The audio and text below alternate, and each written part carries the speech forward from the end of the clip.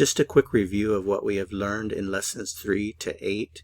For the details, be sure to go back to each individual lesson. To speak, hablar.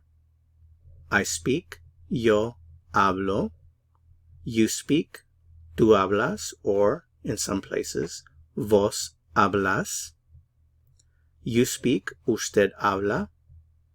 He speaks, él habla. She speaks, ella habla.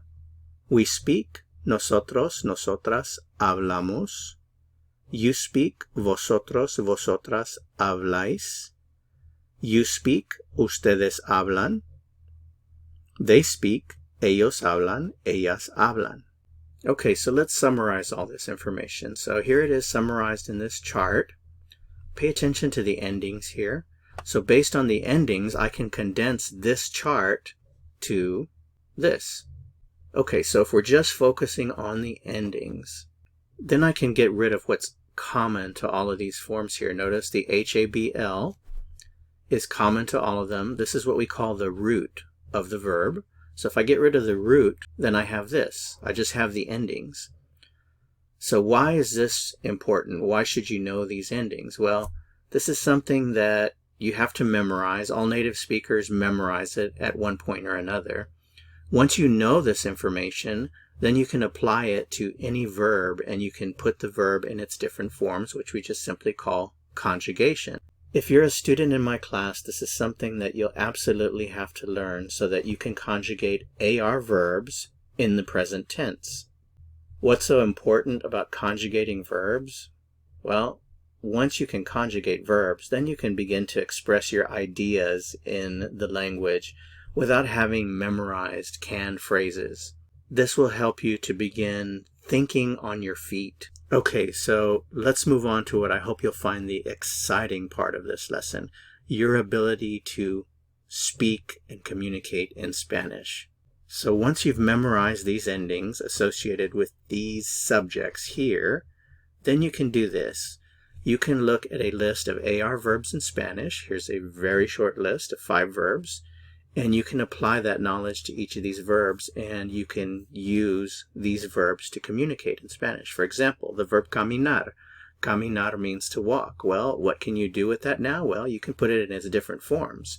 Remember the endings? O, as, a, amos, ais, an. Well, now I can say things like, for example, I walk. Yo camino. You walk. Tú caminas. He walks, él camina. She walks, ella camina. We walk, caminamos. They walk, ellos caminan. I dance, bailo. I study, estudio. I help, ayudo. I work, trabajo. Or he dances, él baila. He studies, él estudia. He helps, él ayuda. He works, él trabaja. So I've got my really amazing, super high-tech word processor here, and let's look at a few examples from scratch. For example, caminar, to walk. What would you do in this case? How do you say I walk? Okay, remember, if you remove the AR, you're left with the root, and you need the root, so that's this. And if I want to say I walk, the ending has to be O, which you've memorized, right? And there you have it. I walk, yo camino. If I want to say you walk, again, my root, and then I add the A ending, because that's what goes with usted. Usted camina. You walk. If I want to say she walks, ella, I need my root and add the A. Ella camina. She walks. Nosotros, we. How do I say we walk? Well, I need my root. So for nosotros or nosotras, we add AMOS. And there it is. Nosotros caminamos. We walk. Let's try one more. Trabajar. To work. I work. How do you say I work? Well, you need your root. There's your root. I've removed the AR from trabajar, and I have my root. So the ending for yo is O. So yo trabajo. I work. If I want to say she works, there's my root. Ella trabaja. You work. Tú trabajas. Whoops. Tú trabajas. Okay.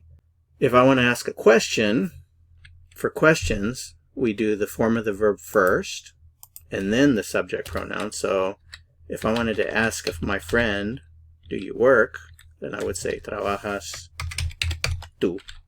Okay. And then, of course, we use our question mark in Spanish.